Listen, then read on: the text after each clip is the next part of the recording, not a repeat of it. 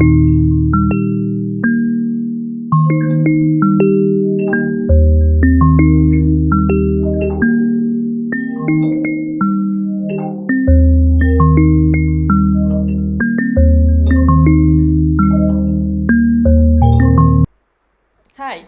Hi, Nina. Hi. Hi, how are you? Good. How are you? Good to see you. Good to see you too. I'm really quite excited to chat with you today. Um, so, I'm excited to chat with you too. how is your day going so far? It's really nice. It's a good day here in California. Oh, you say California, that's what I want you to ask. Can you please introduce yourself? Tell us a little about who you are, where you live now, and a little bit about your background. Sure. I'm Nina Samarguliani, and I'm a designer, writer, and creative leader, and I live in Bay Area, California, actually Oakland, and I was born in Tbilisi, Georgia, and I moved to U.S. when I was 19 years old. And my background is in graphic design and storytelling. I started working at brand and advertising agencies and then transitioned into product design.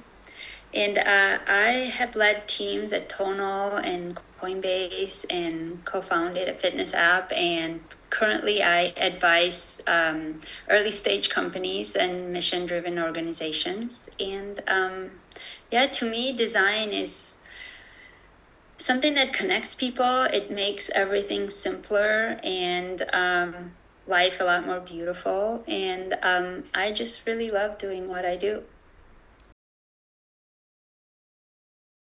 I also want to mention UX design because you did not specify that you are also a great UX designer.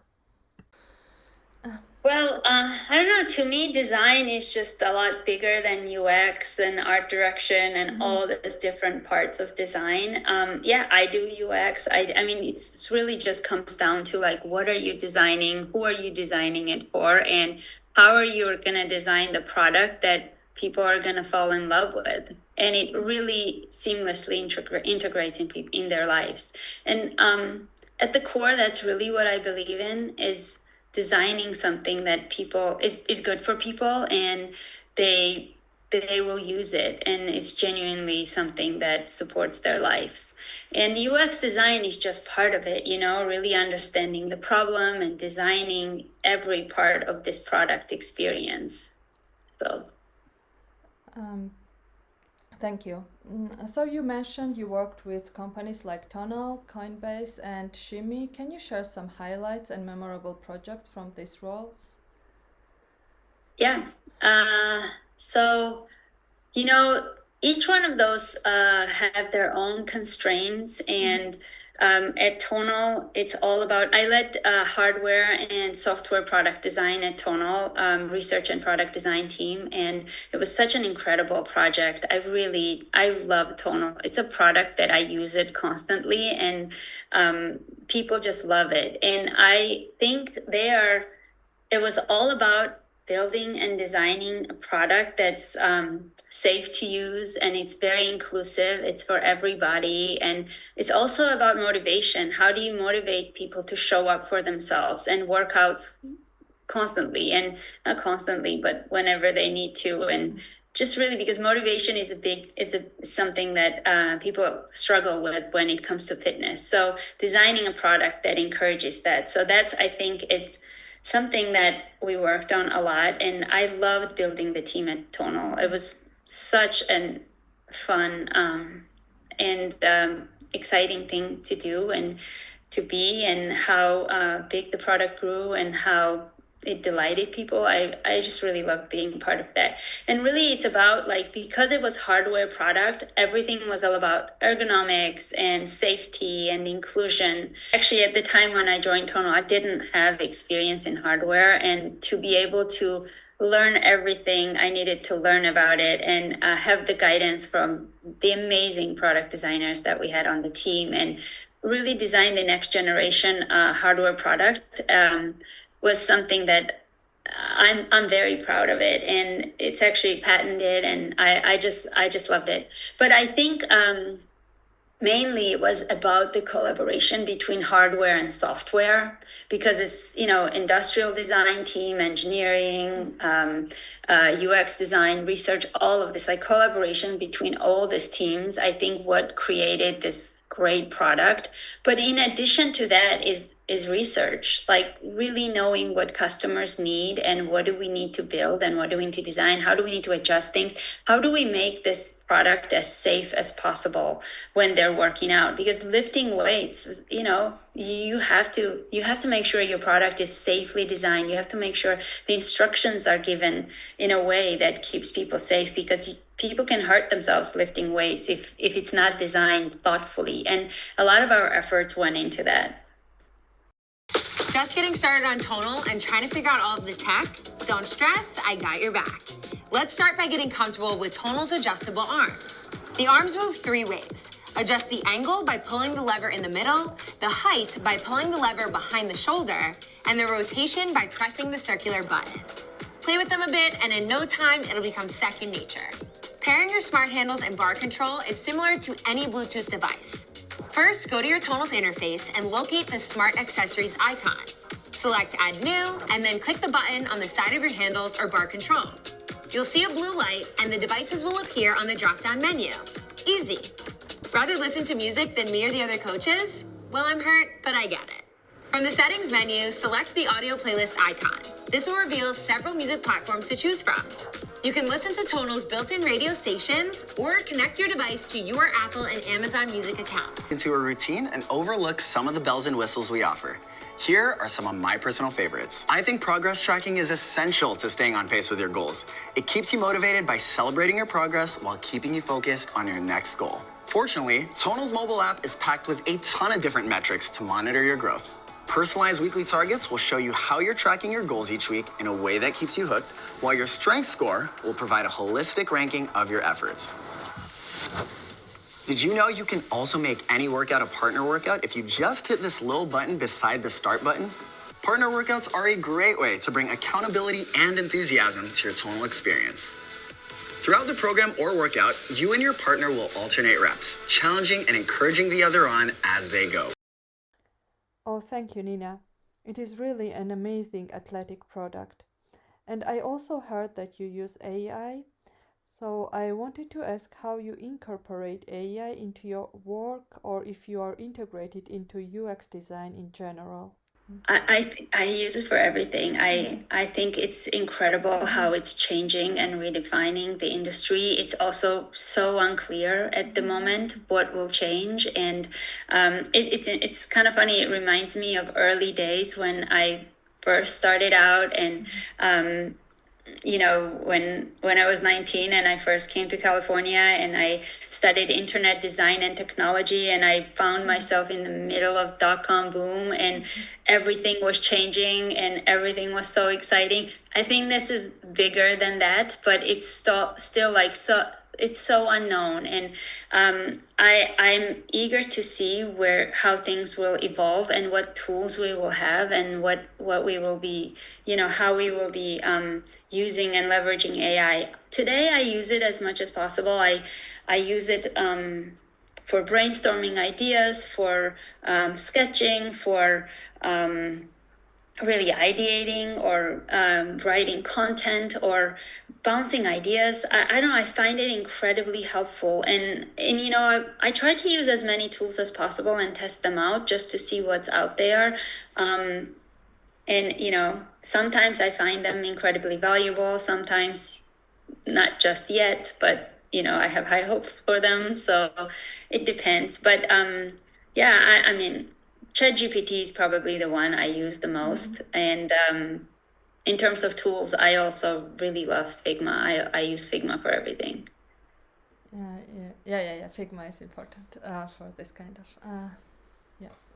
layouting and so on. Yeah. Can you share a project you're particularly proud of and tell us why?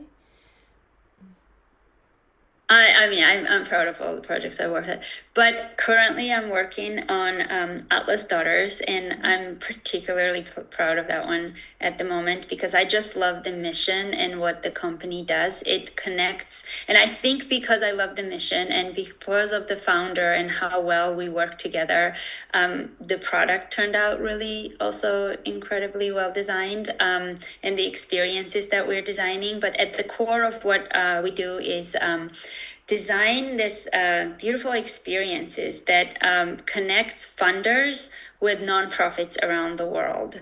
And the funders are mothers and mothers and daughters go on journeys in different countries and learn about different causes, and then they become donors to the organizations. And I don't know, I just find it so valuable for the world. Beautiful. It's really beautiful and generous. Yes, I Yeah, found it's it so it's great, and I think design came and the brand came out so nice, and we're currently designing the experiences, what it would be like when these mothers and daughters go on the trips, and what will they learn during this time, and how will they work with this nonprofits.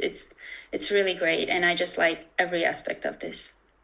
Yeah, I saw that also in your website yesterday, and it's also amazing visuals. Thank you. And I again, like, all of that starts with understanding what are we doing, who are we doing this for, who is the audience, and what are our design principles that will guide the entire project. And for that project, we had a set of design principles that also got us where we are today. I believe in the power of women. I have seen women do incredible things when they come together and experience opportunities for giving and for creating impact. It's a really incredible idea, actually. I would love my daughters to join this trip some days and learn what they learn there, because for example, one of the trips is going to Africa and learning about the nonprofit that provides electricity to the birthing centers, clinics that don't have it, and then really learning about that, and then becoming a donor to this organization. How beautiful is that? Can you walk us through your typical design process from research to file implementation? I think you already answered that, but maybe you want to. No, totally. Design process is pretty standard. Like, you analyze what you're doing, you research, you prototype, then you test, then you refine, all that. But I think I always start with why. I always start with, like, why are we doing something? What is the problem? Is this even a problem? What are we trying to solve? Who are we trying to solve this problem for? And this is where research comes in, and really understanding the problem statement. And from there, once you have a good knowledge of what you're doing and why you're doing it, I think I always love creating principles, guidelines that can keep myself and the team and stakeholders accountable for what we're designing or we're building. And creating these guidelines and I call them design principles, are really just guiding to any process for me. And from there, you sketch, you prototype, you get user feedback as quickly as possible. And craft is so important. I think designing beautiful product really comes down to craft, and really knowing how to design beautiful, seamless products.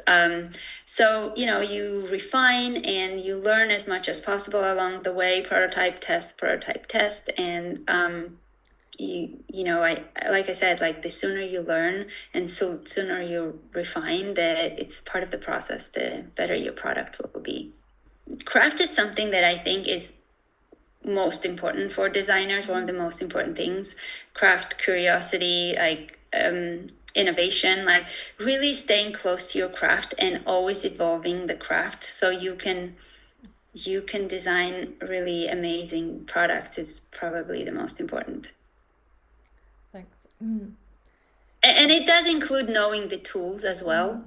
it doesn't include knowing the tools so you can go fast, but also with AI, so much is changing so fast. I'm really eager to see how everything will get redefined with that. But craft is just like staying on top of what you know and how you design and how well you design. And it really is all about your thoughtfulness and how to design. What advice would you give to aspiring UX designers, especially those coming from an art direction background? Yeah, I think art direction actually taught me to zoom out and look at things, look at a bigger picture, and really see how things like look and feel. And feeling is where the magic happens, really. Like, how does things feel to you? How do things feel to you? So I think that's what it taught me. But the advice that I would give to designers is probably the first thing that I always say is like, you are exactly where you need to be. And your taste is what matters. And building your craft is very important. And focus on your strength and build on it. And be kind to yourself and others. Yeah, kindness is important. Yes. Very important. Very I think important. things move so fast, and you just need to stay kind to yourself and to others.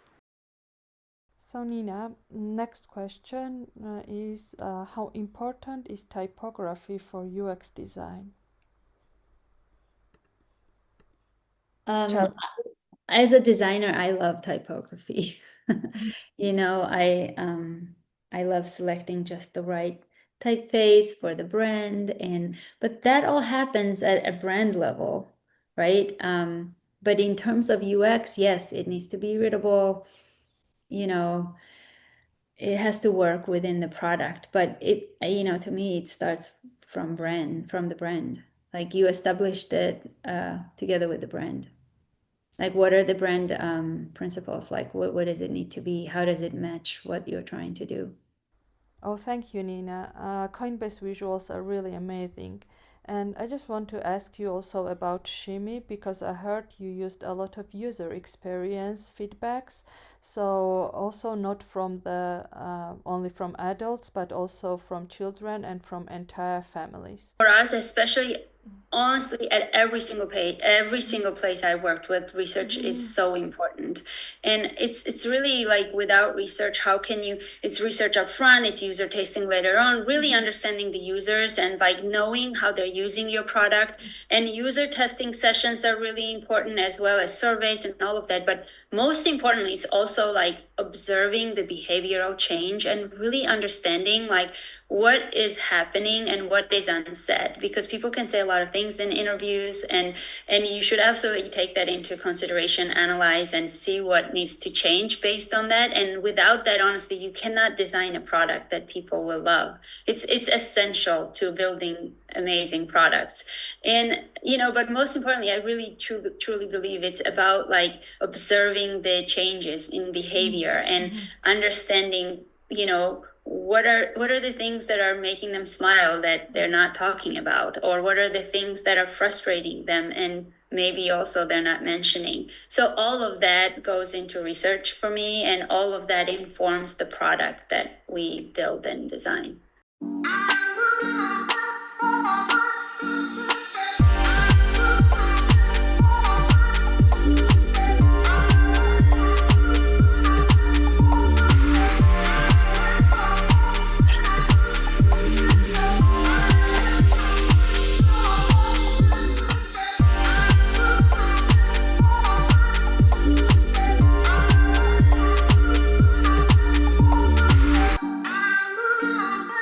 And we did Shimmy so quickly. We built the entire app in 3 months. We recorded 30 workout videos. We designed and built the entire app. We tested the whole app. So it was moving very, very fast. And we also had this group of people who were constantly testing with us and giving us feedback, just so we could like evolve really quickly. And I think it was just so fun because everything was happening in parallel and we had such short timeline. it was 90 days to be exact, from the start to the finish. And we did this in 90 days because we wanted to do it before December 1st, because the idea for it was to be an advent calendar. Every day until December 25th, you would do a workout. And if you did all the workouts, then we would donate money on your behalf to charity. And I think that really motivated us to do everything all together. But yes, we had a group of people that we tested with, and they gave us feedback. They told us what they liked, what they didn't like, what workouts they liked, where they get confused, where they run into problems. I think that really helps you, because sometimes, even though you might find those problems as well as a designer or a builder or a founder, but it's completely different when you have it validated from your users. So Nina, one last question. Can you tell me what it's like to live and work in California as an art director and designer? California is beautiful. It's amazing. It's an incredible place, especially Bay Area. There's so much innovation here, so much creativity. You're surrounded by people who are constantly pushing the edge for design, for technology, for innovation, for wellness, you name it. And I feel incredibly fortunate to be here and to contribute to it. And right now it's AI, and really just figuring out like what life is going to be like and what will be changing and what will not be changing. It's so unclear, kind of scary, kind of exciting. We'll see what happens. But things are moving very fast, and there's a lot happening. And what I found incredibly important for me personally is this stillness, is my peace of mind, is my ability to stop and to listen to myself and to really reflect. And I think that's where innovation and creativity comes from. And especially when things are moving really fast, I work really hard to attain that feel.